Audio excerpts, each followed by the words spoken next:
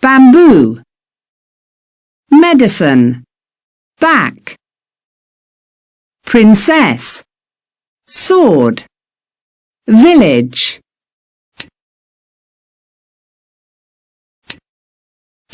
1. Read and tick the best title for the story. Listen, read and check your answers. Badang was a doctor and he helped many people.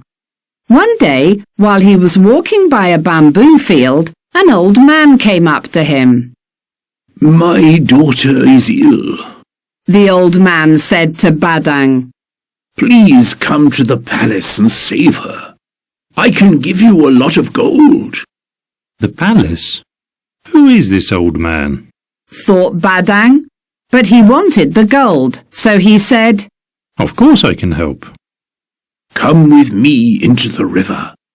said the old man, and he turned into a crocodile. Badang was scared. I don't have medicine for crocodiles, He said, and I can't swim. "In our palace, we are not crocodiles. We become people like you. said the crocodile. You don't need to swim.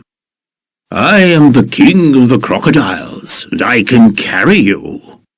So Badang sat on the crocodile's back and went to the palace. The king's daughter, the princess, was very ill, but Badang saved her. The king was very happy. "Take all the gold you want, He said, and take this jeweled sword too. But don't tell others about us. You must promise to keep our secret." I promise. said Badang.